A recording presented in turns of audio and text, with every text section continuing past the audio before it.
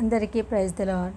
Bible reading in 6 months, day 128, May 8.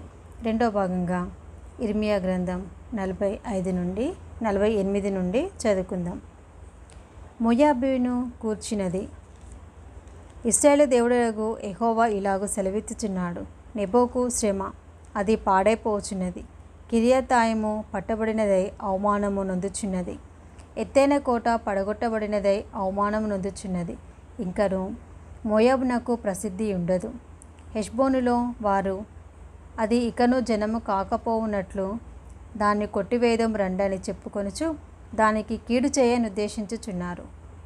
మద్మేనా, నీవును ఏమీయూ చేయలేకపోతివి. ఖడ్గము నిన్ను తరుముచున్నది, ఆలకించుడి. హొరోనయిము నుండి రోదనధ్వని వినబడుచున్నది. దోపుడు జరుగుచున్నది, మహాపజయము సంభవించుచున్నది. మోయాబు రాజ్యము లయమైపోయెను, దాని బిడ్డల రోదన ధ్వని వినబడుచున్నది.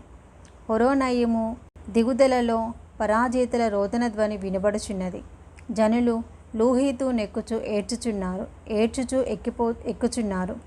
పారిపోవడి, మీ ప్రాణములను దక్కించుకొనడి. అరణ్యంలోని అరుహ వృక్షము వలె ఉండుడి. నీవు నీ క్రియలను ఆశ్రయించితివి, నీ నిధులను నమ్ముకుంటివి. నీవును పట్టుకొనబడెదవు. కేమోషు దేవత చెరలోనికి పోవును. ఒకడు తప్పకుండా వాని యాజకులను అధిపతులను చెరలోనికి పోవుదురు. యెహోవా సెలవిచ్చినట్లు సంహారకుడు ప్రతి పట్టణము మీదికిని వచ్చును. ఏ పట్టణమును తప్పించుకొన జాలదు. లోయ కూడా నశించును, మైదానము పాడైపోవును. మోయాబునకు రెక్కలు పెట్టుడి, అది వేగిరముగా బయలుదేరి పోవలెను. నివాసి ఎవడనూ లేకుండా దాని పట్టణంలో పాడగును. యెహోవా కార్యము అశ్రద్ధ చేయువాడు శాపగ్రస్తుడగును. యెహోవా కార్యమును అశ్రద్ధగా చేయువాడు శాపగ్రస్తుడగును. రక్తము ఒడ్చకుండా ఖడ్గము దూయువాడు శాపగ్రస్తుడుగాక. మోయాబు తన బాల్యం నుండి నెమ్మది నొందెను. ఈ కుండలో నుండి ఆ కుండలోనికి కుమ్మరింపబడకుండా అది మడ్డి మీద నిలిచెను. అదెన్నడను చెరలోనికి పోయినది కాదు. అందుచేత దాని సారము దానిలో నిలిచి ఉన్నది, దాని వాసన ఎప్పటి వలనే నిలుచుచున్నది. యెహోవా ఇలాగూ సెలవిచ్చుచున్నాడు, రాగల దినములలో నేను దాని యుద్ధకు కుమ్మరించు వారిని పంపెదను. వారు దాన్ని కుమ్మరించి దాని పాత్రలను వెలితి చేసి వారి జాడీలను పగులగొట్టెదరు. ఇశ్రాయేలు వారు తాము ఆశ్రయించిన బేతేలును బట్టి సిగ్గుపడినట్లు మోయాబీలను కేమోషును బట్టి సిగ్గుపడుచున్నారు. మేము బలార్జులమనియు యుద్ధశూరులమనియు మీరెట్లు చెప్పుకుందురు? మోయాబు పాడైపోచున్నది, శత్రువులు దాని పట్టణములలో చొరబడుచున్నారు. వారి యవ్వనులలో శ్రేష్ఠులు వదకపోవచున్నారు. సైన్యములకు అధిపతియగు యెహోవా అను పేరుగల రాజు సెలవిచ్చిన మాట ఇదే. మోయాబీయునకు సమూల నాశనము సమీపించుచున్నది, దానికి సంభవించు దుఃఖము త్వరపడి వచ్చుచున్నది. దాని చుట్టూనున్న మీరందరూ దానిని గూర్చి అంగలార్చుడి. దాని కీర్తిని గూర్చి వినని వారులారా అంగలార్చుడి. బలమైన రాజదండము, ప్రభావం గల రాజదండము విరిగిపోయేనే అని చెప్పుకొనుడి. దేబోనులో ఆశీనురాలై ఉండుదానా, మోయాబును పాడు చేసిన వాడు నీ మీదికి వచ్చుచున్నాడు. నీ కోటలను నశింపజేయుచున్నాడు. నీ గొప్పతనంను విడిచి దిగిరము, ఎండిన దేశంలో కూర్చుండుము. అరోయేరు నివాసి, త్రోవలో నిలిచి కనిపెట్టుము. పారిపోచున్న వారి యొద్ద విచారించము. తప్పించుకొని పోచున్న వారిని అడుగుము. ఏమి జరిగినదో వారి వలన తెలుసుకొనము. మోయాబు పడగొట్టబడినదై అవమానం నొంది ఉన్నది. గోల ఎత్తి కేకలు వేయము. మోయాబు అపజయము నొందెను. అర్నోనులో ఈ సంగతి తెలియచెప్పుడి. మైదానంలోని దేశమునకు శిక్ష విధింపబడి ఉంది. హోలోనునకును యాహాసునకును మెఫాతునకును దీబోనునకును నెబోకును బేత్ దిబ్లాతాయిమునకును కిర్యాతాయిమునకును బెత్గాములునకును బెత్మేయోనునకును కెరియోతునకును బొస్రాకును దూరమైనట్టియు సమీపమైనట్టియు మోయాబు దేశ పురములన్నిటినీ శిక్ష విధింపబడి ఉంది. మోయాబు శృంగము నరికివేయబడి ఉంది, దాని బాహువు విరోబడి ఉన్నది. యెహోవా వాక్కు ఇదే. మోయాబు యెహోవాకు విరోధముగా తను తాను గొప్ప చేసుకొనెను. దాని మత్తిల్ల చేయడి. మోయాబు తన వమనములో పొర్లుచున్నది, అది అపహాస్యము నొందెను. ఇశ్రాయేలును నీవు అపహాస్యాస్పదముగా ఎంచలేదా? అతడు దొంగలకు జతగాడైనట్లుగా నీవు అతని గూర్చి పలుకునప్పుడెల్లా తల ఆడించుచూ వచ్చితివి. మోయాబు నివాసులారా, పట్టణములు విడువడి. కొండపేటు సందులలో గూడు కట్టుకొని గువ్వల వలె కొండలో కాపురముండుడి. మోయాబీల గర్వమును గూర్చి వింటిమి. వారు బహు గర్వపోతులు. వారి అతిశయమును గూర్చియు గర్వమును గూర్చియు అహంకారమును గూర్చియు పొగరును గూర్చియు మాకు సమాచారము వచ్చెను. వారి తామసమును వచించరాని వారి ప్రగల్భములు నాకు తెలిసే ఉన్నవి. చేయదగని క్రియలు వారు బహుగా చేయుచున్నారు. ఇదే యెహోవా వాక్కు. కాబట్టి మోయాబు నిమిత్తము నేను అంగలార్చుచున్నాను. మోయాబు అంతటిని చూచి కేకలు వేయుచున్నాను. వారు కిర్హరేషు జనులు లేకపోయిరని మొరపెట్టుచున్నారు. సిబ్మా ద్రాక్షవల్లి యాజేరునకును గూర్చిన ఏడ్పును మించినట్లు నేను నిన్ను గూర్చి ఏడ్చుచున్నాను. నీ తీగలు ఈ సముద్రమును దాటి వ్యాపించెను. అవి యాజేరు సముద్రము వరకు వ్యాపించెను. నీ వేసవికాల ఫలమును మీదను ద్రాక్ష గిలల మీదను పాడు చేయవాడు పడెను. ఫలభరితమైన పొలంలో నుండి మోయాబు దేశంలో నుండి ఆనందమును సంతోషమును తొలగిపోయాను. ద్రాక్ష గానుగులలో ద్రాక్షారసమును లేకుండా చేయుచున్నాను. జనులు సంతోషించుచు త్రొక్కరు. సంతోషము నిస్సంతోషమాయెను. నిమ్రిములో నీళ్లు సహితము ఎండిపోయెను. హెష్బోను మొదలుకొని ఇలాలే వరకును యాహాసు వరకును సోయారు మొదలుకొని హొరోనయిము వరకును ఎగ్లాతాషీల్ వరకును జనులు కేకలు వేయుచున్నారు. ఉన్నత స్థలమున బలులు అర్పించువారిని దేవతలకు ధూపము వేయువారిని మోయాబిలో లేకుండా చేసేదను. ఇదే యెహోవా వాక్కు. వారు సంపాదించిన దానిలో శేషించినది నశించిపోయెను. మోయాబీను గూర్చి నా గుండె పిల్లన గ్రోవి వలె నాదము చేయుచున్నది. కిర్హరేషు వారిని గూర్చి నా గుండె పిల్లన గ్రోవి వలె వాగుచున్నది. నిశ్చయముగా ప్రతి తల బోడి ఆయను, ప్రతి గడ్డము గొరిగింపబడెను. చేతులన్నిటి మీద నరులకును నడుముల మీద గోనపట్టేయునున్నవి. మోయాబు ఇంటి పైకప్పులన్నిటి మీదను దాని వీధులలోనూ అంగలార్పు వినబడుచున్నది. ఒకడు పనికిమాలిన ఘటమును పగలగొట్టినట్లు నేను మోయాబును పగలగొట్టుచున్నాను. ఇదే యెహోవా వాక్కు. అంగలార్చుడి, మోయాబు సమూల ధ్వంసమాయను. మోయాబు నీవు వెనుకకు తిరిగితివే, సిగ్గుపడము. మోయాబు తన చుట్టూనున్న వారికందరికీ అపహాస్యాస్పదముగాను భయంకరముగాను ఉండును. యెహోవా సెలవిచ్చినది ఏమనగా, పక్షిరాజు ఎగిరినట్లు ఎగిరి అది మోయాబు మీద తన రెక్కలను చాపుచున్నది. కోటలు పడగొట్టబడి ఉన్నవి, దుర్గములు పట్టబడి ఉన్నవి. ఆ దినమున మోయాబు శూరుల హృదయము ప్రసవించే స్త్రీ హృదయం వలె ఉండును. మోయాబు యెహోవా కంటే గొప్పవాడని అతిశయపడగా అది జనము కాకుండా నిర్మూలమాయెను. మోయాబు నివాసి భయమును గుంటయు ఉరియు నీ మీదికి వచ్చుచున్నవి. ఇదే యెహోవా వాక్కు. భయము తప్పించుకొనుటకై పారిపోవారు గుంటలో పడుదురు. గుంటలో నుండి తప్పించుకొని వారు ఉరిలో చిక్కుకొందురు. మోయాబు మీది విమర్శ సంవత్సరమును నేను రప్పించుచున్నాను. ఇదే యెహోవా వాక్కు. దేశ పరిత్యాగుల వారు బలహీనులై హెష్బోను నీడిలో నిలిచి ఉన్నారు. హెష్బోనులో నుండి అగ్నియు సీహోను మధ్య నుండి జ్వాలలను బయలుదేరి మోయాబు శిరస్సును సందడి చేయు వారి నడినెత్తిని కాల్చివేయుచున్నవి. మోయాబు నీకు శ్రమ. కేమోషు జనులు నశించి ఉన్నారు. నీ కుమారులు చెరపట్టబడిరి.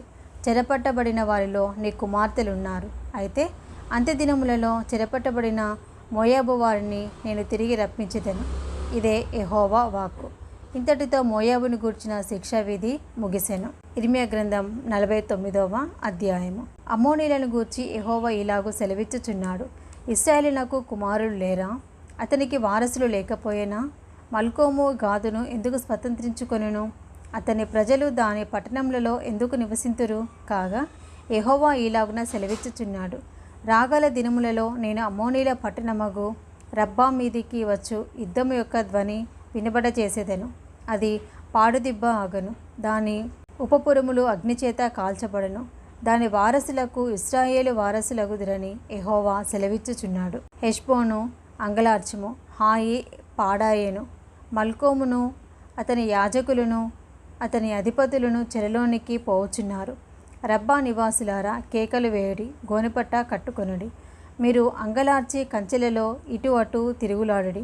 విశ్వాసఘాతకులారా, నా యుద్ధకు ఎవడనూ రాలేడని నీ ధనమునే ఆశ్రయముగా చేసుకున్నదానా, నీ లోయలో జలములు ప్రవహించుచున్నవి. నీవేళ నీ లోయలను గూర్చి అతిశయపడుచున్నావు? ప్రభువును సైన్యములకు అధిపతియగు యెహోవా ఇలాగు సెలవిచ్చుచున్నాడు. నేను నీ చుట్టూనున్న వారందరి వలన నీకు భయము పుట్టించుచున్నాను. మీరందరూ శత్రువునికి ఎదురుగా తరమబడుదురు. పారిపోవాని సమకూర్చువాడు ఒకడనూ లేకపోవును. అటు తర్వాత చెరలోనున్న అమోనీలను నేను రప్పించుతాను. ఇదే యెహోవా వాక్కు. సైన్యములకు అధిపతి యెహోవా ఏదోమును గూర్చి ఇలాగూ సెలవిచ్చెను. తేమానులో జ్ఞానమిక నేమియూ లేదా? వివేకులకు ఇక ఆలోచన లేకపోయినా వారి జ్ఞానము వ్యర్థమాయనా? ఏశావును విమర్శించుచు నేను అతనికి కష్టకాలము రప్పించుచున్నాను. దదానీయులారా పారిపోవుడి, వెనుకకు మల్లుడి, బహులోతున దాగుకొనుడి. ద్రాక్ష పండ్లు ఏరువారు నీ యొద్దకు వచ్చినడలా వారు పరిగెలను విడువరా? రాత్రి దొంగలు వచ్చినడలా తమకు చాలినంత దొరుకు వరకు నష్టం చేదురు కదా. నేను ఏశావును దిగంబరినిగా చేయుచున్నాను. అతడు దాగి ఉండుకుండానట్లు నేను అతనికి మరుగు స్థలమును బయలుపరచుచున్నాను. అతని సంతానమును అతని స్వజాతి వారును అతని పొరుగువారును నాశనమగుచున్నారు. అతడును లేకపోవును. అనాథులగు నీ పిల్లలను విడువుము, నేను వారిని సంరక్షించేదను. నీ విధులందు నన్ను ఆశ్రయింపవలెను. యెహోవా ఇలాగు సెలవిచ్చుచున్నాడు. న్యాయం చేత ఆ పాత్రలోనిది త్రాగను, రానివారు నిశ్చయముగా దానిలోనిది త్రాగుచున్నారే. నీవు మాత్రము బొత్తిగా శిక్ష నొందకపోవుదువా? శిక్ష తప్పించుకొనక నీవు నిశ్చయముగా త్రాగుదువు. బొస్త్ర పాడుగాను అపహాస్యాస్పదముగాను ఎడారిగాను శాపవచనముగాను ఉండుననియు దాని పట్టంలన్నీయు ఎన్నటెన్నటికీ పాడుగా నుండుననియు నా తోడని ప్రమాణం చేసి ఉన్నానని యెహోవా సెలవిచ్చుచున్నాడు. యెహోవా యుద్ధ నుండి నాకు వర్తమానము వచ్చెను. జనముల యుద్ధకు దూత పంపబడి ఉన్నాడు. కూడుకొని ఆమె మీదికి రండి, యుద్ధమునకు లేచిరండి. జనములలో అల్పునిగాను మనుషులలో నీచునిగాను నేను నిన్ను చేయుచున్నాను. నీవు భీకరుడవు, కొండ సందులలో నివసించువాడా, పర్వత శిఖరమును స్వాధీనపరుచుకునివాడా. నీ హృదయ గర్వము నిన్ను మోసపుచ్చెను. నీవు పక్షిరాజు వలె నీ గూటికి ఉన్నత స్థలములో కట్టుకొనినను అక్కడ నుండి నేను క్రింద పడదోసెదను. ఇదే యెహోవా వాక్కు. ఏదము పాడైపోయెను, దాని మార్గమున నడుచువారు ఆశ్చర్యపడి దాని ఇడుమలన్నీయు చూచి వేలాకోలము చేయుదురు. సొదొమయు గొమొర్రాయు వాటి సమీప పట్టణములను పడగొట్టబడిన తర్వాత వాటిలో ఎవడనూ కాపురముండక పోయినట్లు ఏ మనుష్యుడునూ అక్కడ కాపురం ఉండడు, ఏ నరుడును దానిలో బస చేయడు. చిరకాలము నిలుచు నివాసమును పట్టుకొనవలెనని శత్రువులు యోర్దాను ప్రవాహంలో నుండి సింహము వలె వచ్చుచున్నారు. నిమిషంలోనే నేను వారిని దాని యొద్ద నుండి తోలివేదును. నేనెవరిని ఏర్పరుతునో వానిని దాని మీద నియమించెదను. నన్ను పోలి ఉన్నవాడే, నాకు ఆక్షేపణ కలుగచేయవాడేడి? నన్ను ఎదిరింపగల కాపరి ఏడి?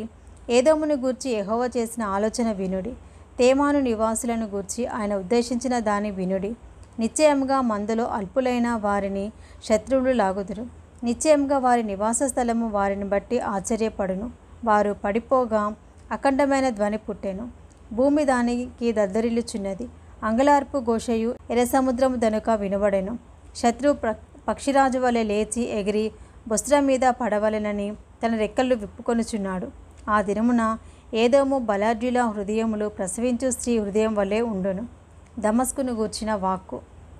హామాతును అర్పాదును దుర్వార్త విని సిగ్గుపడుచున్నవి. అవి పరవశములాయెను. సముద్రము మీద విచారం కలదు, దానికి నెమ్మది లేదు. దమస్కు బలహీనమాయెను, పారిపోవలెనని అది వెనుక తీయుచున్నది. వణుకు దానికి పట్టెను. ప్రసవించు స్త్రీని పట్టునట్లు ప్రయాస వేదనలు దానిని పట్టెను. ప్రసిద్ధిగల పట్టణము బొత్తిగా విడవబడెను. నాకు ఆనందమునిచ్చు పట్టణము బొత్తిగా విడవబడెను. ఆమె యవనులు ఆమె వీధులలో కూలుదురు. ఆ దినమున యోధులందరూ మౌనులై ఉందురు. ఇదే సైన్యములకు అధిపతియగు యెహోవా వాక్కు. నేను దమస్కు ప్రాకారంలో అగ్ని రాజపెట్టెదను, అది బెన్హదదు నగరులను కాల్చివేయను. బబులోను రాజైన నెబుకద్నెజరు కొట్టిన కేదారును గూర్చియు హాసోరు రాజ్యములను గూర్చియు యెహోవా సెలవిచ్చిన మాట. లేచి కేదారునకు వెలుడి, తూర్పు దేశస్థులను దోచుకొనుడి. వారి గుడారములను గొర్రెల మందలను శత్రువులు కొనిపోవుదురు. తెరలను ఉపకరణములను ఒంటెలను వారు పట్టుకొందురు. నకముకాల భయమని వారు దాని మీద చాటింతురు. హాసోరు నివాసులారా, బబులోను రాజైన నెబుకద్నెజరు మీ మీదికి రావలెనని ఆలోచన చేయుచున్నాడు. మీ మీద పడవలెనను ఉద్దేశంతో ఉన్నాడు. యెహోవా వాక్కు ఇదే. పారిపోవుడి, బహులోతున వెల్లుడి, అగాధ స్థలములలో దాగుడి. మీరు లేచి ఒంటరిగా నివసించుచు గుమ్మములు పెట్టకయు గడియలు అమర్చకయు నిశ్చింతంగాను క్షేమముగాను నివసించు జనము మీద పడుడి. వారి ఒంటెలు దోపుడు సొమ్ముగా ఉండును, వారి పశువుల మందలు కొల్ల సొమ్ముగా ఉండును. గడ్డపు ప్రక్కలను కత్తిరించుకొని వారిని నకముకాల చెదరగొట్టుచున్నాను. నలుదిక్కుల నుండి ఉపద్రవమును వారి మీదికి రప్పించుచున్నాను. ఇదే యెహోవా వాక్కు. హాసోరు చిరకాలము పాడై నక్కలకు నివాస స్థలముగా ఉండును. అక్కడ ఏ మనుష్యుడును కాపురం ఉండడు, ఏ నరుడును దానిలో బస చేయడు. యూదారాజైన సిద్కియా ఏలుబడి ఆరంభంలో యెహోవా వాక్కు ప్రవక్త అయిన ఇర్మియాకు ప్రత్యక్షమై ఏలామును గూర్చి ఇలాగు సెలవిచ్చెను. సైన్యములకు అధిపతియగు యెహోవా సెలవిచ్చినది ఏమనగా, నేను ఏలాము యొక్క బలమునకు ముఖ్య దారమైన వింటిని విరుచుచున్నాను. నలుదిశల నుండి 4 వాయువులను ఏలాము మీదికి రప్పించి నలుదిక్కుల నుండి వచ్చు వాయువుల వెంట వారిని చెదరగొట్టుదును. వెలివేయబడిన ఏలాము వారు ప్రవేశింపని దేశమేదియూ నుండదు. మరియు వారి శత్రువుల ఎదుటను వారి ప్రాణము తీయజూచి వారెదుటను ఏలామును భయపడజేయుదును. నా కోపాగ్ని చేత కీడును వారి మీదికి నేను రప్పించుదును. వారిని నిర్మూలం చేయ వరకు వారి వెంట ఖడ్గము పంపుచున్నాను. ఇదే యెహోవా వాక్కు. నా సింహాసనం అచ్చటనే స్థాపించి ఏలాంలో నుండి రాజును అధిపతులను నాశనం చేయుదును. ఇదే యెహోవా వాక్కు. అయితే కాలాంతమున చెరపట్టబడిన ఏలాము వారిని నేను మరలా రప్పించెదను. ఇదే యెహోవా వాక్కు. ఇది 2వ భాగం అండి. Praise the lord.